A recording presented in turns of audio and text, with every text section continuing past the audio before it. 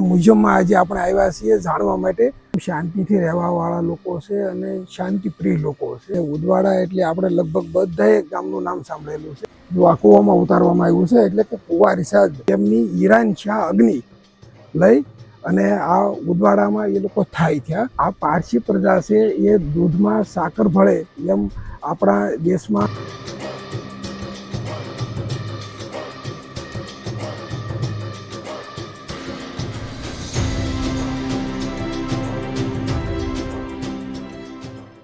હાલો સીતારામ બધાને.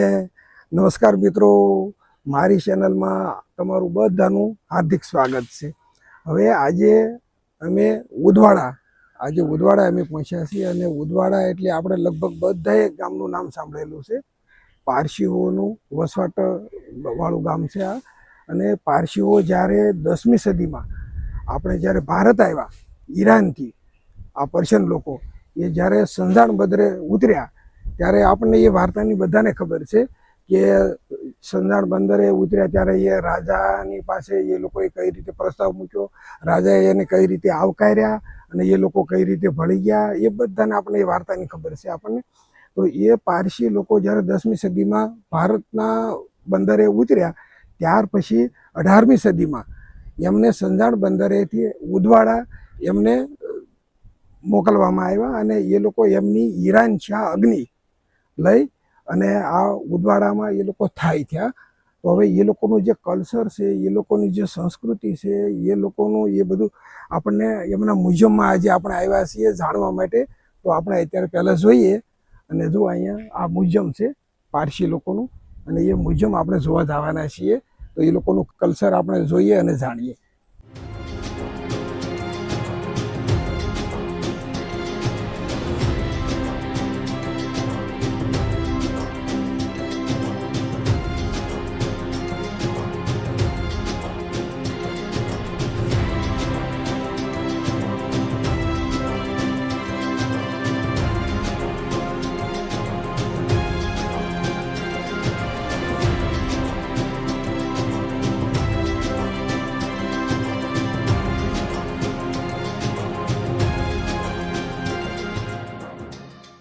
હાલમાં આપણે જઈ રહ્યા છીએ ઝોરોસ્ટ્રિયન મ્યુઝિયમ એન્ડ ઇન્ફોર્મેશન સેન્ટર ખાતે. આ મ્યુઝિયમ બનાવવાનો મુખ્ય હેતુ લોકોને પારસી ધર્મ, તેમની પરંપરા અને ઇતિહાસ વિશે સરળ રીતે જાણકારી આપવાનો છે. અહીં પ્રવેશતા જ તમને એવું લાગશે કે તમે હજારો વર્ષ જૂના ઇતિહાસમાં પ્રવેશી ગયા છો. ઝોરોસ્ટ્રિયન ધર્મ દુનિયાના સૌથી પ્રાચીન એકેશ્વરવાદી ધર્મોમાંનો એક છે. એના સ્થાપક પ્રોફેટ ઝરથુસ્ટ હતા. આ ધર્મમાં ભગવાન અહોરા મઝદાની આરાધના કરવામાં આવે છે અને જીવનનો મુખ્ય સંદેશ છે સારા વિચારો, સારા શબ્દો અને સારા કાર્યો.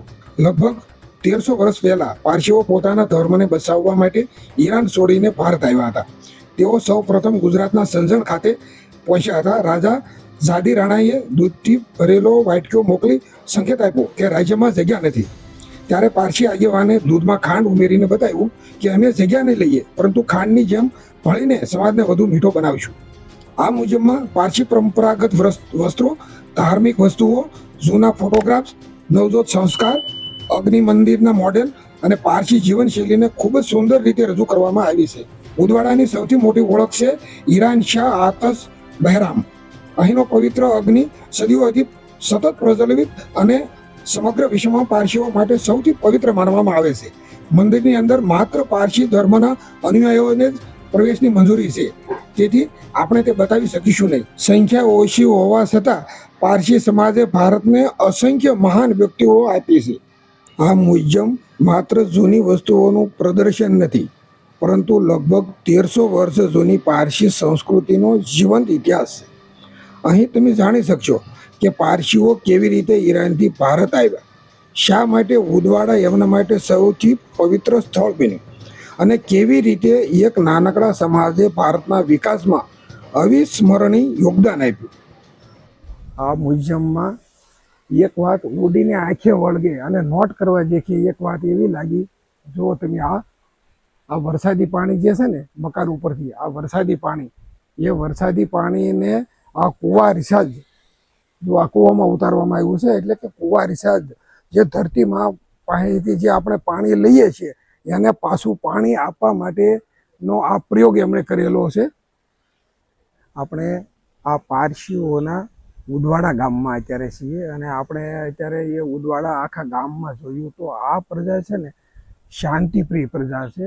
ઘોંઘાટ શોરબકોર આવું કશું જ એમને પસંદ નથી. એટલે એકદમ શાંતિથી રહેવાવાળા લોકો છે અને શાંતિપ્રિય લોકો છે. હવે એમનું આપણે આ એમના જે કલ્ચર બાબતથી આપણે એમનું મ્યુઝિયમ જોયું. હમણાં આપણે જોયું મ્યુઝિયમમાં તો ઘણા એવી પ્રતિભાઓના ફોટા પણ અહીંયા આ લોકોએ મૂકેલા છે કે મોટી મોટી કંપનીના જે માલિક છે એ પણ પારસી લોકો છે.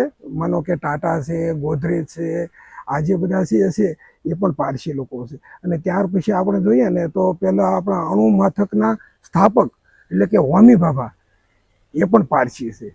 દાદાભાઈ નવરોજ આપણે જે ક્રાંતિકારી જે ચળવળમાં જેમણે યોગદાન આપેલું એ દાદાભાઈ નવરોજ એ પણ પારસી છે.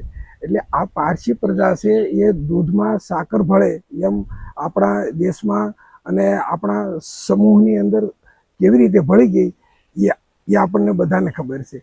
તો આ જે પ્રજા છે એ પ્રજાનું કલ્ચર જાણવા માટે અમે ઉદવાડા ગામમાં આવ્યા છીએ અને ઉદવાડા ગામ આખું જોયું છે, મ્યુઝિયમ પણ જોયું છે અને એ તમને પણ બતાવવાનો પ્રયાસ કર્યો છે. તો હવે આ વિડીયોને અમે વિરામ આપીએ છીએ. તો બીજા નવા વિડીયોમાં આપણે આગળ પાછા મળશું. ત્યાં સુધી રજા આપો. લાઈક, શેર અને સબસ્ક્રાઈબ જરૂર કરજો. આવજો.